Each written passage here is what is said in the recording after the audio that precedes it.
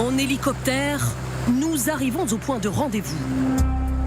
Quelque part en mer, au large des côtes atlantiques. Dans un sillage d'écume, le très discret périscope apparaît. À cet instant, nous ressentons un léger frisson. Il va falloir dompter notre vertige. Suspendu par un câble, sous l'hélicoptère en stationnaire. Mètre par mètre, sous nos pieds, le Triomphant prend une autre dimension.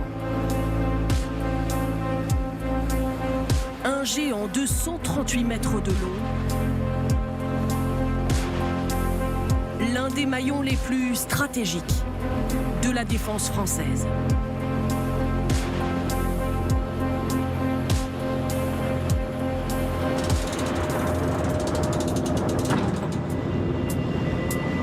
Y a-t-il plus mystérieux que cette vie contre nature? C'est plus compliqué pour la personne qui reste à terre que pour la personne qui part en mer. Coucou mon amour, nous voici repartis pour un petit tour. Pendant des mois, ces marins disparaissent sous les mers. Centrale de PC Radio, réception d'un message flash réservé Corlan. Loin de leur famille. Reçu. Centrale, au poste de combat. Reçu au poste de combat.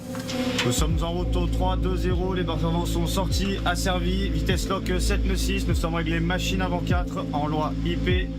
Un vœu de silence pour nous protéger. Tenir bon. Le sinistre se situe sur la PE 5000 au local SP2. Qu'importe les avaries, seule leur mission compte. Leader d'intervention pour sécuriser le blessé, mettre sous masque Z. Bon, t'arrives à bouger tes doigts de pied, t'inquiète pas, frère. À bord du Duguay-Trouin, du Suffren, du Triomphant. Vas-y, go, démarrez. Ni vu ni connu, exactement. C'est un peu notre devise. Plongez avec nous dans cet univers classé secret défense, là où se cache notre plus grande force, au fond des océans, au royaume de la discrétion.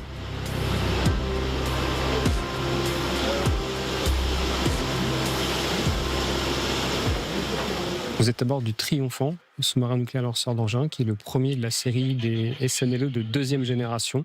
Il est en service actif depuis plus de 25 ans. Et vous êtes ici dans une phase d'entraînement, un entraînement à la mer avec la division entraînement qui vient nous évaluer. Celui que tous surnomment le Pacha est le commandant du bateau. Dernière phase d'exercice avec son équipage, avant de partir pour plusieurs mois d'affilée en mer. Pour le CO, nous rendons compte sur ton stack faire l'écoute en assiette négative. 20 mètres. Immersion 20 mètres. Rendre compte de l'étanchéité des panneaux des brèches. Rendre compte au central. Étonnamment, aucune sensation de pression ni d'inclinaison, alors que le sous-marin amorce sa descente. 5 degrés l'assiette. Je suis à moins 5 degrés l'assiette. Visage grave, concentration maximale pendant cette manœuvre délicate. La prise de plongée est une phase sensible puisqu'on descend en immersion et donc la pression sur la coque augmente petit à petit. Et donc on fait attention à être étanche à toutes les phases de la descente en immersion. Je déclare bâtiment étanche à 85 mètres. Étape par étape, il teste le sous-marin jusqu'à la profondeur maximale, tenue secrète. Un pilotage à l'aveugle, guidé notamment à l'oreille. Nous y reviendrons plus tard. À la barre, celui qui pilote les 14 000 tonnes du bateau est un jeune marin de 20 ans, Bastien. Il vit ses premières semaines à bord du sous-marin. Moi, chaque fois qu'on s'assoit ici, on doit assurer. Donc oui, il y a une petite pression à chaque fois. C'est une responsabilité. On a plus de 130 personnes à bord en ce moment. C'est un énorme engin et forcément il y a une pression, mais Si on applique tout ce qu'on a appris depuis le début, tout se passe très bien. Et il paraît que vous n'avez pas de permis de conduire. C'est ça. J'ai juste le permis du scooter, sinon je passe du scooter au sous-marin.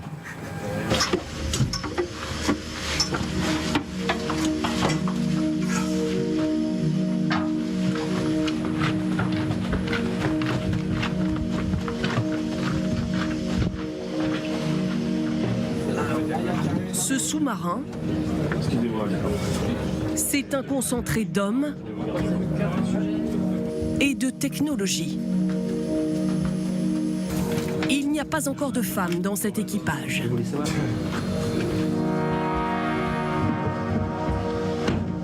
Nous découvrons ce dédale de couloirs qu'on appelle ici des coursives. Chaque centimètre carré est exploité. 110 marins se partagent ces espaces. L'endroit que nous venons de quitter, en rouge, le poste central de navigation et opération. En quelque sorte, cerveau du sous-marin. En vert, à l'avant, la zone de vie avec couchage, sanitaire, cafétéria. À l'arrière, en jaune, le réacteur nucléaire. Il alimente le moteur et d'innombrables machines à bord. Enfin, au centre, les 2 soutes à missiles, le cœur de cet engin. Ici, c'est tout simplement la raison d'être du sous-marin. Regardez, dans chacun de ces énormes tubes, il y a un missile nucléaire, 50 tonnes chacun, et en tout, il y en a pas moins de 16 à bord.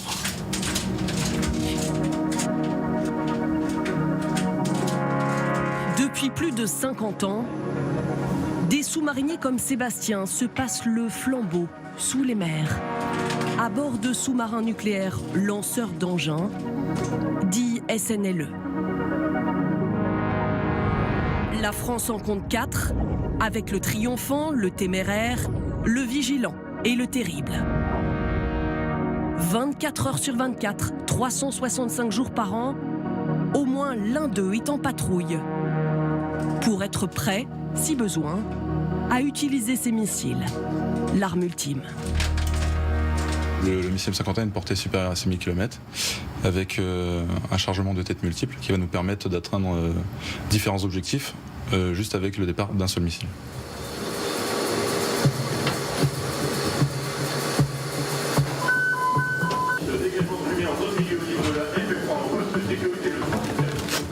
Alerte générale pour exercice. Aussitôt, les marins doivent se brancher au réseau d'oxygène et enfiler ce masque qui ne les quitte jamais.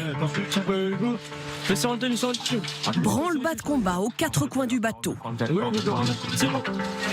Qu'est-ce qui se passe là? Il y a un feu en zone milieu, donc on s'équipe en pompe très lourd pour aller aider le sinistre. Le feu, l'ennemi numéro 1 à bord, car l'air est extrêmement précieux. Là, on est dans moins de 5 minutes sur zone. Le DDL. Sinon, Sinon, le feu peut se propager plus vite. On a des réactions en moins de 5 minutes, on doit être appelé sur zone et ça va percuter un extincteur. Le DDL, le sinistre se situe sur la PE 5000 au local SP2. une chorégraphie millimétrée pour ne pas perdre la moindre seconde.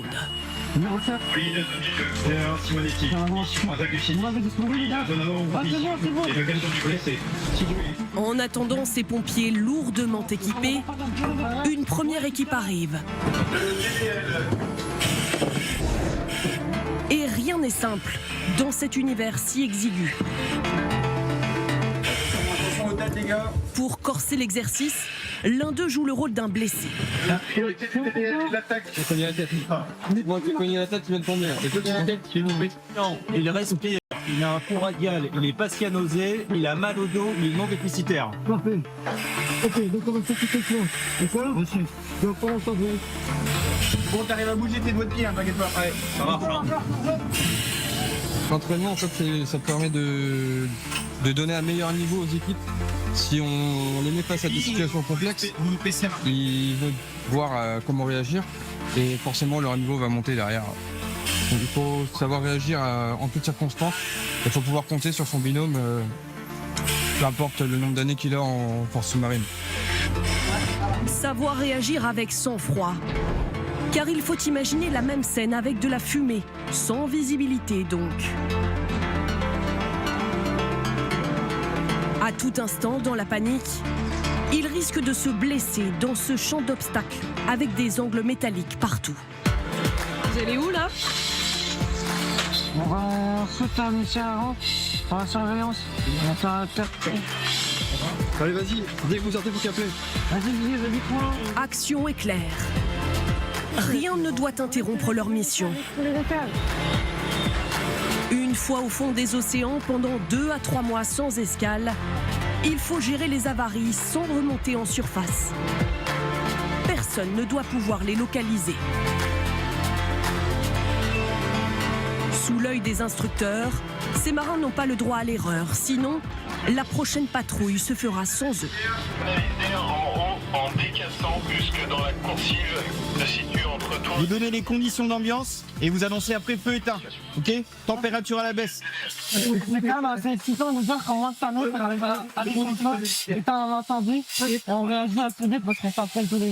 C'est indispensable parce que en mer ça peut nous arriver. Ça nous est déjà arrivé. Il faut que l'équipage soit à même de réagir rapidement. Et pour maintenir la mission, tout le long de notre mission qui nous est confiée. Pas de difficulté respiratoire. Le blessé peut maintenant être pris en charge. Debout. Le médecin l'attend 2 mètres plus haut. On va l'extraire de ce compartiment. On va venir l'immobiliser et l'installer donc sur un brancard pour pouvoir le ramener ensuite à l'hôpital et continuer le bilan. Là, vous êtes prêts pour l'extraction? Prêt pour l'extraction. Ok. On prend ton mot. C'est bon. Tenir bon. On hisse doucement. Avec 1000 précautions pour ne pas aggraver les traumatismes du blessé. On hisse. Morgan dirige ce brancardage technique. Ce n'est pourtant pas son métier premier. Prêt. Attention pour lever. On a plusieurs casquettes, donc moi je suis maître d'hôtel commandant. Hormis ça, on est aussi tous pompiers à bord. Donc on peut éteindre un incendie comme être électricien, atomicien et tant d'autres choses. Direction le bloc opératoire. Le médecin urgentiste est intégré dans l'équipage. Okay. On l'installe, on l'horoscope. Sans lui, est-ce qu'il y a un saignement? Impossible de prendre la mer. Son rôle est crucial. Soigner les marins et tout faire pour éviter une évacuation et donc d'interrompre la mission. Ok, parfait. On part sur les radios du rachis lombaire. L'intervention chirurgicale la plus couramment réalisée, c'est les appendicites. Mais on a également pu opérer des patients d'une hernie inguinale ou des hernies de la paroi abdominale compliquées, de torsion testiculaire. C'est les interventions chirurgicales les plus couramment réalisées. L'exercice se termine. Éventuellement, parfois, les Chaque action va maintenant être décortiquée. Les déplacements, les gestes, la communication. Dans le carré des officiers, autour du Pacha, les plus hauts gradés du sous-marin et l'équipe d'entraîneurs. encore des boucles et ça peut éventuellement apprendre ce. Il passe à côté du blessé qui est déjà pris en charge, mais il s'en préoccupe pas du tout. Et il pose pas de questions. Il passe directement sur le sinistre, c'est bien. Mais par contre, c'est eux qui ont la communication. Donc si le DDI a besoin d'informations, ça passera forcément par eux. Cette période d'entraînement à la mer, elle a bien 2 objectifs. Un, nous entraîner, nous donner un maximum de réalisme dans des situations les pires, mais elle se traduit à la fin par une sanction qui est donnée par l'officier entraîneur, qui est qualifié ou pas qualifié, et ça concerne chaque marin à bord. Donc effectivement, à la fin de cette période, peut-être, suivant son appréciation, il y a des marins qui, on va dire, vous n'avez pas le niveau, et donc vous ne ferez pas la patrouille. Là, c'est le cas ou pas? Non, absolument pas, non. À quelques mètres d'eux, nous retrouvons Morgan, le brancardier, cette fois avec sa casquette principale, maître d'hôtel. L'heure du déjeuner approche. Il prépare la table des officiers. Un cérémonial immuable, même à des centaines de mètres sous la mer. On va garder la tradition tout ce qui est en argent, la nappe blanche, la mise en place à l'anglaise ou à la française, le service également. Ils n'ont pas les mêmes responsabilités que les chefs de secteur. Vous, votre rôle, c'est qu'ils soient parfaitement concentrés? Exactement. Oui. Dès qu'ils ont besoin d'un moment de repos, ils viennent au carré et ils sont dans leur bulle, ils sont tranquilles. Et vous, là-dedans, c'est quoi votre rôle? Moi, là-dedans, c'est de leur apporter la petite chose en plus qu'ils n'ont pas besoin de faire.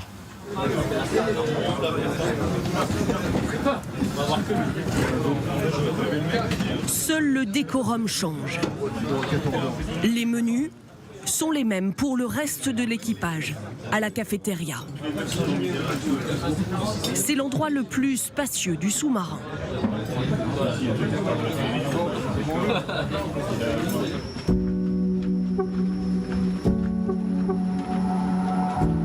Bastien vient de finir son astreinte.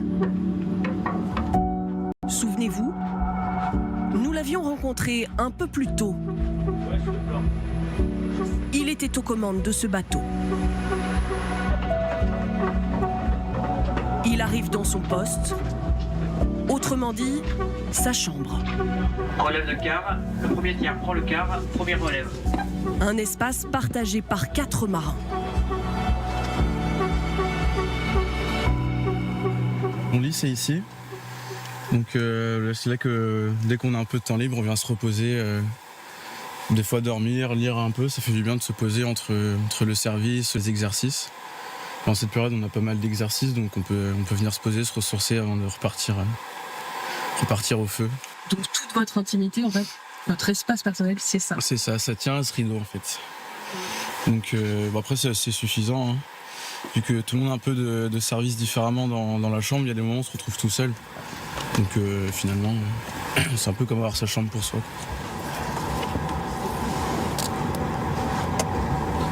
Une intimité aussi réduite que les contacts avec leur famille, à sens unique.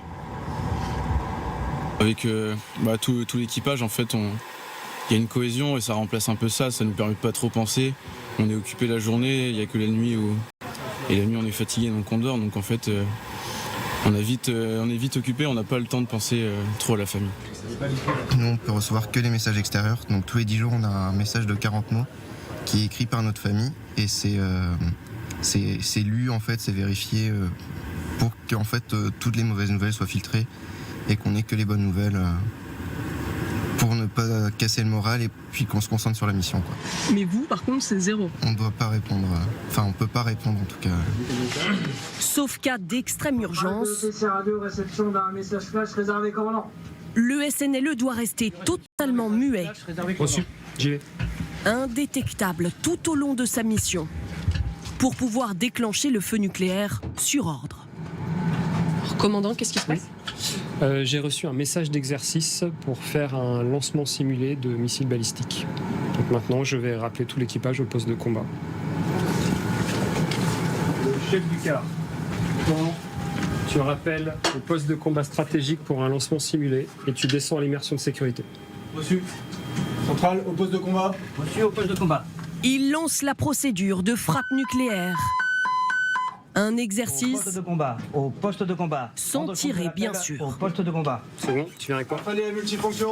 Fallait le multifonction. Machine avant 2, multifonction. Machine avant 2. Le commandant et son bras droit partent chacun de leur côté, dans leur cabine. Ce sont les 2 seuls à bord à connaître l'intégralité de la procédure. Là, je vais ouvrir les codes d'engagement nucléaire et avec mon second, on va aller les déchiffrer. Il s'agit d'authentifier l'ordre de tir, s'assurer que l'expéditeur est bien le bon. Ce portrait-là, commandant, c'est pas anodin qu'il soit à l'entrée de votre cabine? Non, c'est pas anodin, le président de la République est le chef des armées et pour la dissuasion nucléaire, encore plus puisqu'il est le seul à pouvoir nous donner l'ordre de tir. Si on doit tirer quelque part, c'est l'échec de la dissuasion, c'est qu'elle n'a pas suffisamment dissuadé un pays extérieur de nous agresser. C'est tout le paradoxe de leur mission. Être prêt à tout moment à tirer, être donc une puissance nucléaire crédible, pour ne jamais avoir besoin d'utiliser cette arme.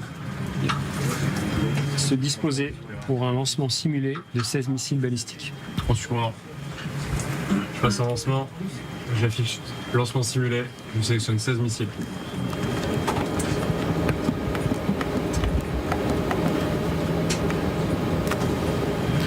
Le reste de la séquence est classifié. Je vais vous inviter à sortir du central opération. Merci. Pour communiquer avec ces sous-marins, les joindre où qu'ils soient sur le globe, la marine utilise un canal sur mesure. 4 centres de transmission répartis sur le sol français.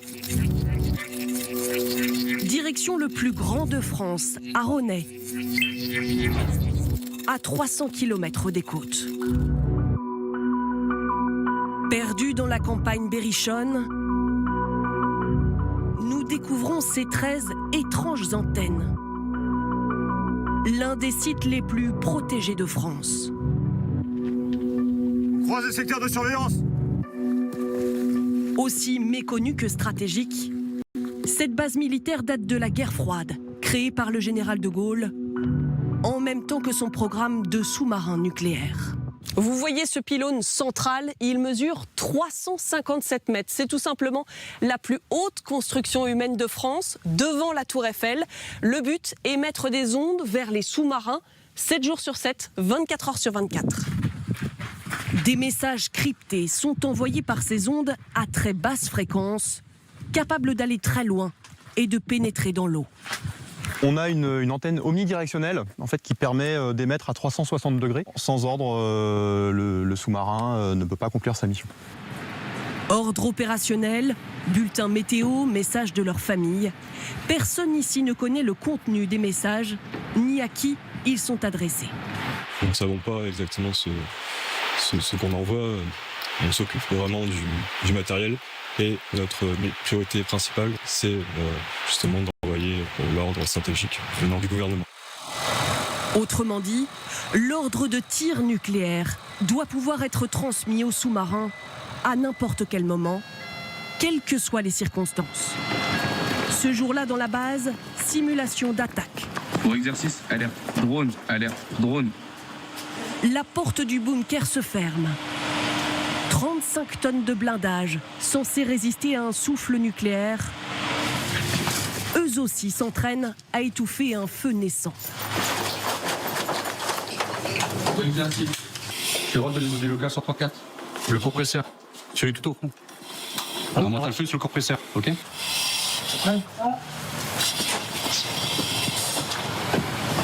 La force est stoppée. Restez pour se stopper. Par contre, en milieu d'autarcie, l'air est très précieux. Donc, si on commence à perdre des installations au niveau de la ventilation, pour le personnel, on n'est pas protégé. Dans ce labyrinthe de coursives, sous terre, ils doivent continuer d'émettre, coûte que coûte. Donc nous sommes en salle des machines du centre de transmission marine de Rosnay, donc qui comporte 4 groupes électrogènes. L'énergie produite, l'équivalent de la consommation d'une ville de 10 000 habitants. S'il y a une attaque, vous êtes autonome en énergie. S'il y a une attaque, on est autonome en énergie pour assurer notre mission, le nombre de jours nécessaires. Et tout est prévu pour. Habituellement, si vous avez des chambres, on peut aller voir à l'intérieur. Voilà. Donc on est assez nombreux par chambre pour pouvoir mettre le plus de personnes possible. Et juste après, vous avez les douches. Des conditions de vie spartiates, en autonomie totale, qu'ils éprouvent régulièrement lors d'exercices. On ne peut pas vraiment imaginer comment ça se passerait en temps réel, parce que même pendant les semaines d'exercice, on arrive quand même des fois à sortir. Là, on ne sait pas vraiment comment ça pourrait se passer, mais on est entraîné pour. Quittons ces terres berrichonnes pour retrouver l'air marin.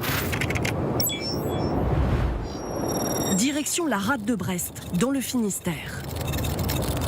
J'ai franchi le pass militaire en sortie, direction pour nous, l'île Langres. Chaque matin, une partie des habitants de la ville fait la navette entre deux mondes. Devant nous, les lueurs de la base la plus secrète de la marine française. Nous accompagnons ces travailleurs de l'ombre encadré en tant que journaliste. À partir de ce moment-là, nous rentrons dans une zone qui est sécurisée, donc les prises de vue sont désormais interdites jusqu'à ce que nous ayons atteint le quai. Vue de l'espace, voilà à quoi ressemble l'île Longue. Cette péninsule, c'est le port d'attache des 4 sous-marins nucléaires lanceurs d'engins français.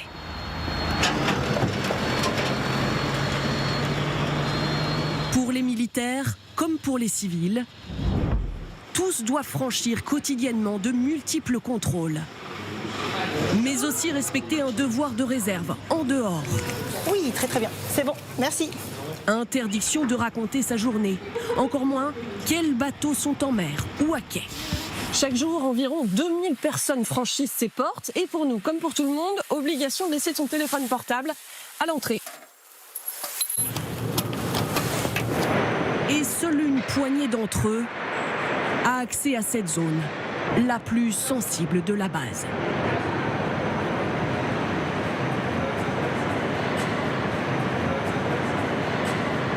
Dans ce bassin, ce monstre d'acier s'apprête à prendre le large. L'activité du jour, c'est la sortie du sous-marin. Les horaires, c'est début de translation, c'est prévu pour 11h20. À mesure que l'heure approche, le bassin se transforme en fourmilière. Des centaines de personnes participent à cette manœuvre délicate. Ce bateau vient de passer 7 semaines ici. Une révision globale. Sa coque, ses pompes, moteurs, armement, mais aussi tout l'équipement pour vivre à bord. Brice supervise l'opération. Les vannes du bassin viennent de s'ouvrir.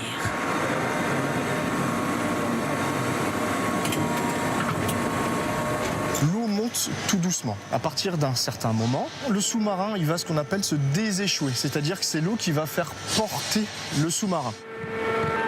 Jusqu'à présent, il était en équilibre, posé sur des cales. À mesure qu'il se déséchoue, sous l'eau, des plongeurs vérifient que rien ne le retient.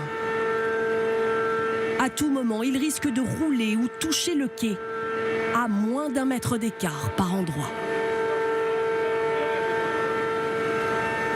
Pose de manœuvre générale, on passera le virage. Du haut de sa grue, Cyril s'assure que le sous-marin est bien harnaché. Les 2 câbles qui sont à l'arrière vont nous permettre de pouvoir tracter le sous-marin. Et les 2 câbles qui seront à l'avant vont nous permettre de retenir le sous-marin.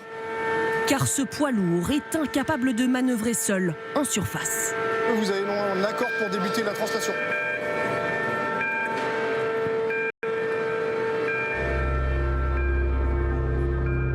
Pour l'aider à sortir, après la grue, ce sont des bateaux qui prennent le relais.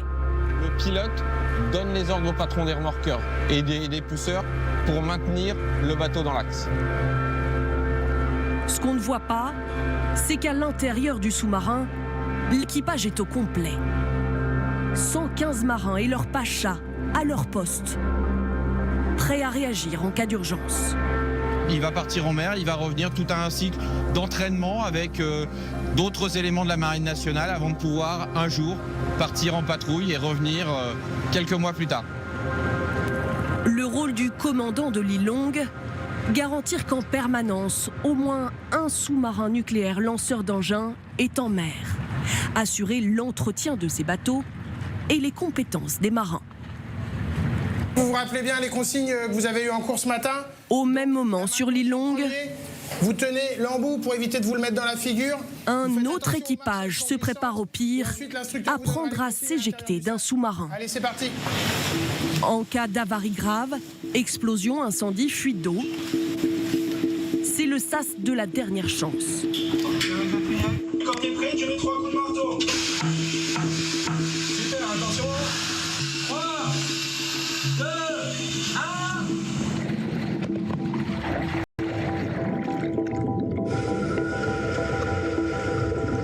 1. Il est propulsé à la surface, grâce à l'air piégé dans sa combinaison étanche. Des gestes qu'il répète régulièrement dans cette cuve de 4 mètres. Ça n'a jamais été fait en cas réel. On fait des exercices à moindre profondeur. Cependant, ce système-là peut être utilisé jusqu'à 180 mètres sur un sous-marin en opération.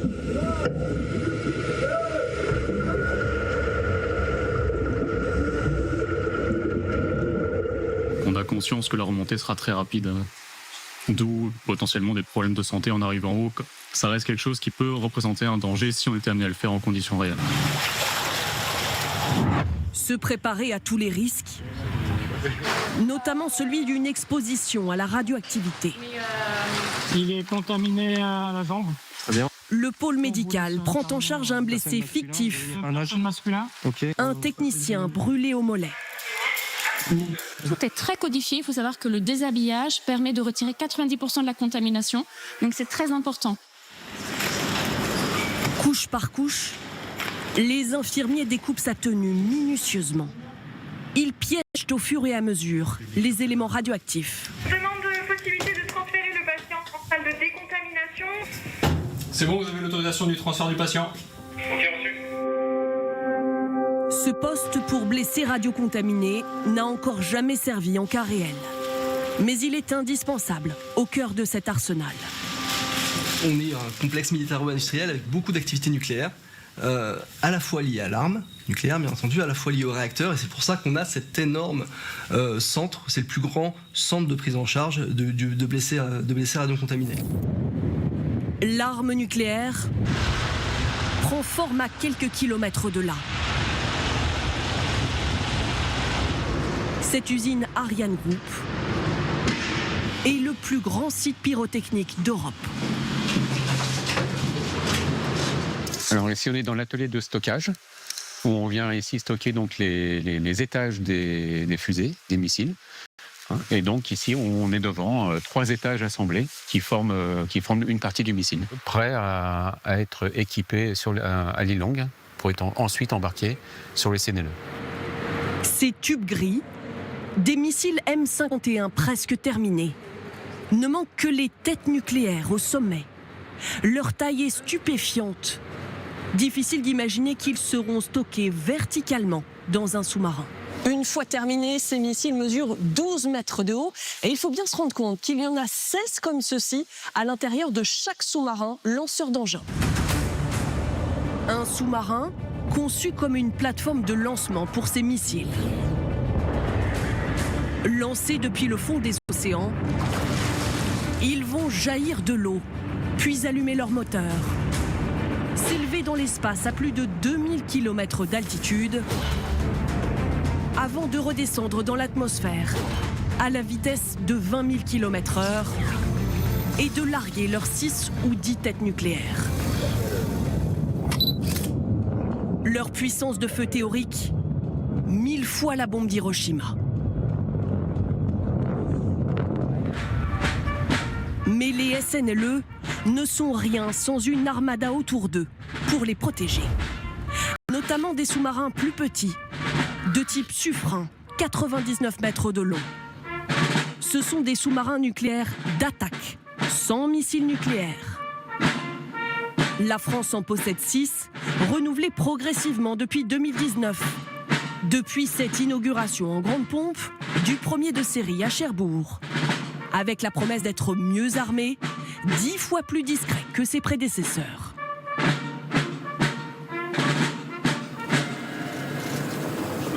Ce ne sont pas seulement des sous-marins que vous construisez ici.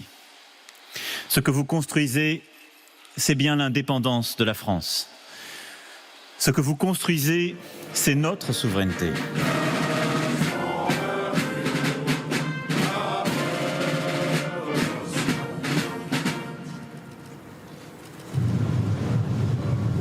En exclusivité, 2 ans plus tard, nous étions la première équipe à embarquer à bord du Suffren, sur le point d'être mise en service.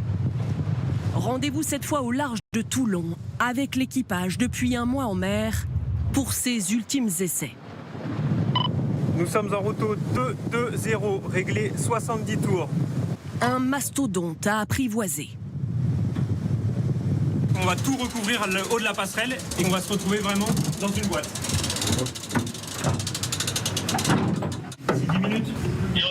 Un élément bâtiment mal disposé, ça entraînera des vibrations et ça pourrait être contre-détecté par un bâtiment de guerre ou un autre sous-marin. Déverrouillé, bâtiment déplongé, paré à plonger. Un sous-marin d'attaque n'est pas fait pour se tapir au fond de l'océan, comme le SNLE. C'est un chasseur taillé pour le combat, pour frôler des adversaires. Sortie, début du tour. Effervescence à bord, il teste ses nouvelles fonctions. 2 degrés d'assiette, 0,06 degrés à descendre. 17 mètres, 0,15 degrés à descendre. Je compte vraiment sur chacun de vous, parce que ce qu'on est en train de faire là, non seulement on l'a jamais fait, personne ne l'a jamais fait, et en plus on va y arriver. Allez, c'est parti. Il est intéressant de tester plusieurs capacités du SUFREIN, des capacités de détection, de manœuvrabilité, de déploiement de forces spéciales, de mise en œuvre d'armements complexes et nouveaux. Ce sous-marin compte 2 fois plus d'armement que ses prédécesseurs. Ouverture, porte intérieure. Des torpilles pour détruire des bateaux et des missiles pour frapper des cibles sur terre. Le Pacha est fier de nous montrer cette autre nouveauté. Un SAS pour déployer des nageurs de combat en pleine mer. Le sous-marin s'approche de la côte, déploie ses commandos qui vont faire une mission à terre ou en mer. Une fois que la mission est terminée, on se donne rendez-vous et le sous-marin vient récupérer les commandos, les embarque et on repart vers la haute mer ou vers notre port base. Ni vu ni connu. Ni vu ni connu, exactement. C'est un peu notre devise. Ici cohabitent 65 marins, dont seulement 85 mètres carrés habitables, c'est-à-dire à peine plus d'1 mètre carré par personne, répartis sur les 3 niveaux de ce sous-marin. Dont une minuscule cuisine, avec des produits en conserve et surgelés, à optimiser pour tenir 75 jours entre 2 escales. Donc on part avec 2 semaines de vivres à peu près, en frais. Alors c'est le Tarte Monster pour ce midi en entrée. Et donc pour le dessert, un tiramisu au Nutella. On se fait plaisir quand même. On se fait plaisir, il faut faire plaisir pour garder le moral. C'est important à bord. Les sous-mariniers auraient, paraît-il, la meilleure table des armées. Le cuistot c'est super important, c'est ce qui nous permet de durer 3-4 mois, donc s'il est pas bon, en général on fait tout pour pas le garder.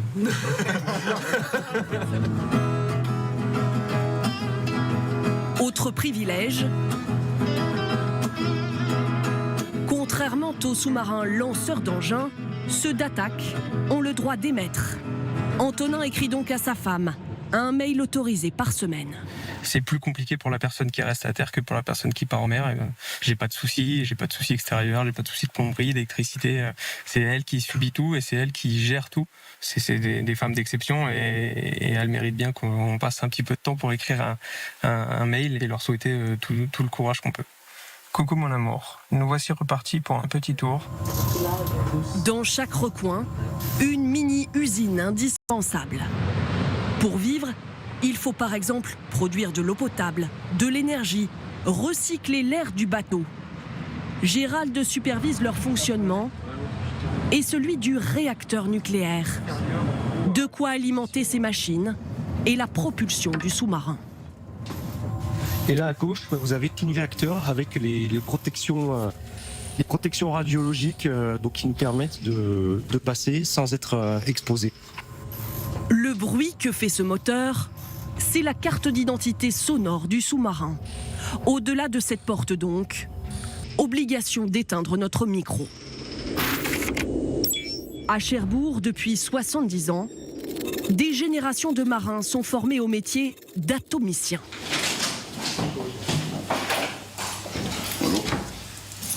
5h45 du matin, les lits sont déjà au carré.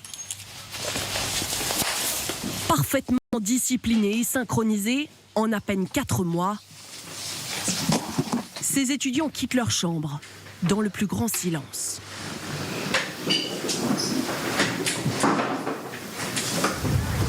En direction de Duchela, en avant, marche. 1, 2, 1, 2, 1, 2. Direction le petit déjeuner. Rien de tel qu'une marche au pas pour se réveiller.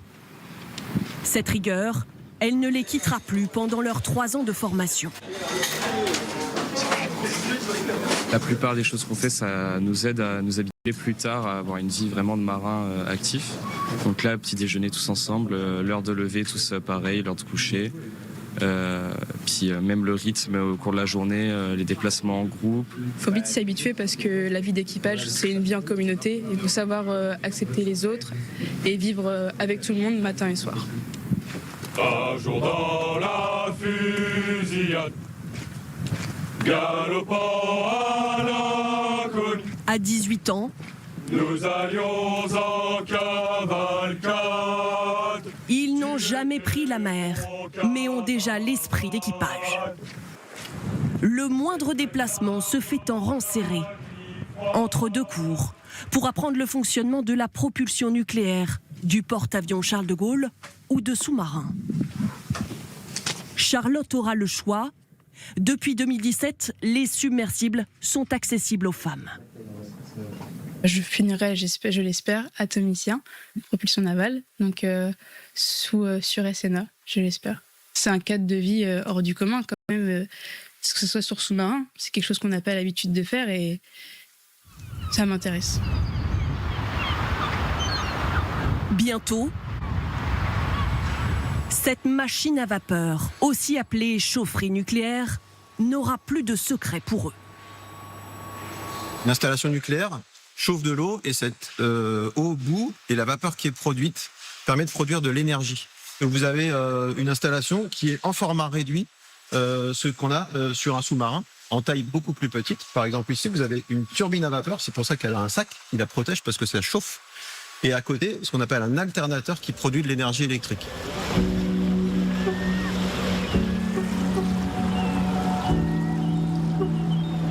Technicien, ingénieur, Cherbourg est le passage obligé pour tous ceux qui découvrent ce métier. Une centaine d'atomiciens est formée ici chaque année. Dans ce groupe, des sous-mariniers qui évoluent. Ils changeront de poste d'ici 1 an. L'objectif du TP aujourd'hui, ça va être de se mettre en situation, comme si on était à bord, de mettre en pratique tout ce qu'on a appris en théorie. Et donc ce qu'on va vous demander, c'est d'identifier tous les risques auxquels vous allez être confrontés, du coup d'adapter vos moyens de protection. Contrairement à l'exercice nucléaire que nous avons suivi plus tôt sur l'île Longue, là je rentre dans le SAS compartiment chaufferie nucléaire. il simule un accident à bord d'un sous-marin. 156. Dans un espace restreint. On va également évaluer le point chaud. Avec des dizaines d'autres marins qui ne peuvent pas s'éloigner et qu'il faut préserver.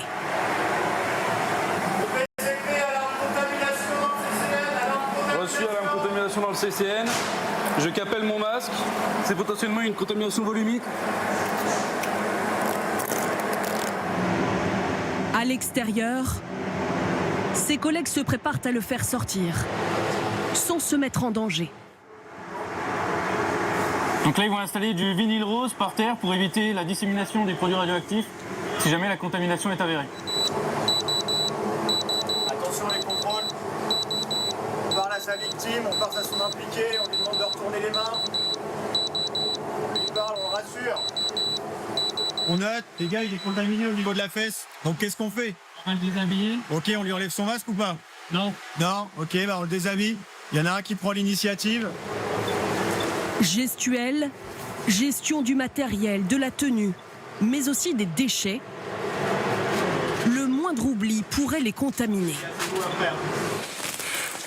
Il manquait le balisage, éviter le suraccident, tout de suite pour empêcher les autres de venir. On a vite vu qu'ici, sorti du SAS, il y avait des gens habillés, des gens pas habillés, des gens avec masque, des gens sans masque. Il recommence donc, encore et encore, pour ne plus laisser de place au doute. Une mise à jour permanente.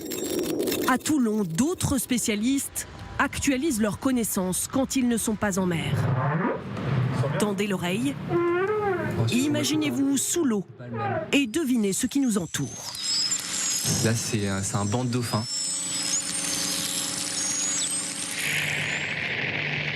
C'est un banc de crevettes. Ces sons, enregistrés par des sous-marins, Erwan passe des heures à les écouter, les analyser et mémoriser. Alors là, ce qu'on entend, c'est son hélice. On arrive à identifier que c'est un bâtiment de commerce. Il fait partie des oreilles d'or, entraînées pour distinguer un bruit animal de celui d'un bateau civil d'un autre militaire. On perçoit faiblement de la propulsion. Pour moi, ce contact, c'est un sous-marin. Reçu sous-marin le 6. Il va plonger. À bord des sous-marins, aveugles par nature, quand un bateau est détecté, il faut aussitôt savoir qui est en face. Dans cette guerre acoustique, l'arme principale est la mémoire. La voici dans cette gigantesque bibliothèque sonore aux airs de coffre-fort. Ici, il y a tous les enregistrements qui ont été captés par les sonars passifs de la marine depuis 40 ans. Donc on a une masse de données énorme dans laquelle est présente quasiment tous les sous-marins du monde, en tout cas tous ceux qu'on a interceptés depuis 40 ans. Un catalogue constamment enrichi, depuis les mers, par les 230 oreilles d'or de la marine. Nous allons le découvrir à bord du Duguay-Trouin, l'un des plus récents sous-marins d'attaque. Leur expertise est cruciale pour cartographier l'environnement du sous-marin, identifier un ami d'un ennemi, déterminer le type de bateau, sa nationalité, parfois même son nom. Chacun d'eux a sa propre signature acoustique. N'importe quel navire de guerre, vous pouvez l'identifier ? Oui, c'est notre métier, c'est ça. À quoi ? Au bruit des hélices ? Au bruit de l'hélice, aux signatures qu'on va rencontrer dessus. Après, on s'aide aussi de la situation tactique qui est autour de nous, du renseignement. Et en fait, on va mettre en concomitance tous ces éléments qui vont nous permettre d'arriver à la classification la plus juste possible. Le bruit des navires de guerre autour de nous, nous ne sommes pas autorisés à les enregistrer. Pour nous initier, écoutons cette embarcation à 45 km de là. Ça, c'est le rythme de l'hélice qui tourne. C'est à peu près à 30 tours minute. Là, à partir de ce bruit, vous en déduisez quoi ? Donc j'en déduis que c'est un bâtiment de commerce, probablement un pétrolier qui est en sortie de port de la zone où on se situe. Le bruit, une obsession à bord pour ne pas être repéré. Hélice, moteur, machine, tout doit être le plus silencieux possible. Par exemple ici, on a des tuyaux qui font passer différents fluides, de l'air, de l'eau. Et pour éviter que les vibrations ne se propagent à la coque, on les fixe avec des sortes de joints en caoutchouc. Donc les machines à laver sont fixées sur un bloc qui est découpé de la coque via un plot en caoutchouc. Et donc une vibration qui sera engendrée sur la machine ne se transmet pas au reste du bateau. Discrétion jusqu'au bout des orteils. Les sous-mariniers portent des chaussures bateau. Ces chaussures permettent d'éviter de cogner contre la coque et de faire des bruits qui peuvent être détectés à l'extérieur. Bâtiment en surface.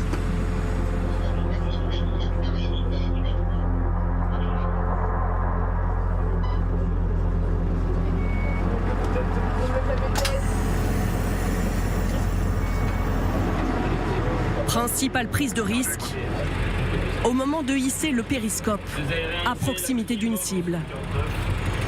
Les photos sont exploitables. Quelques secondes tout au plus. Il faut replonger aussitôt. On va choisir notre moment pour aller commettre notre indiscrétion c'est le plus favorable pour le sous-marin. Et on l'utilise en le hissant quelques dizaines de centimètres seulement au-dessus de l'eau pour qu'il soit très discret. Et on va récupérer l'information en quelques secondes et ensuite on l'affale, on le remet sous l'eau. Donc on l'utilise peut-être 10 secondes toutes les 2 minutes. Cette fois-ci, aucune alerte, manœuvre réussie. L'équipage pourrait être amené à la reproduire en opération. Allez, continue à balayer la côte en petit champ, là, on observe ce qui se passe, baisse un peu le site. Aux abords de ports étrangers, par exemple, pour observer des flottes adverses. La façon la plus efficace pour nous de nous approcher des côtes, c'est de naviguer dans des zones de faible fond. Ce sont des zones dans lesquelles il est extrêmement difficile pour des moyens qui chercheraient à nous repérer de détecter le sous-marin parce qu'à ce moment-là l'environnement est très perturbé parce que c'est une zone dans laquelle il y a beaucoup d'activités nautiques, d'activités de plaisance, d'activités commerciales. On se cache en fait dans l'environnement. On se cache dans l'environnement, exactement. Il y a une tour de guet, il n'y a personne dedans. 35 secondes. Il n'y a pas de véhicule, il n'y a personne sur l'extérieur. Il faut appeler. Achemine. 5 secondes. Renseignements, escorte de SNLE ou du porte-avions Charles de Gaulle, convoyage de commandos. Ces couteaux suisses des mers sont plus que jamais utiles dans un contexte de guerre hybride. Les océans se transforment en théâtre d'affrontements. Le contexte géopolitique aujourd'hui, indéniablement, il se durcit. Donc il faut que nos savoir-faire se hissent à la hauteur de cette menace qui se développe. La principale force du sous-marin, c'est sa discrétion. Ça permet en fait à la France de disposer d'une capacité autonome d'appréciation des situations sur des théâtres d'intérêt pour pouvoir nous-mêmes avoir nos propres sources de renseignements sans dépendre de renseignements alliés ou extérieurs. Un outil redoutable, pilier invisible de notre défense. Un jour dans la fusillade, galopant à l'inconnu. Porté par des individus capables de s'effacer au service de notre souveraineté nationale.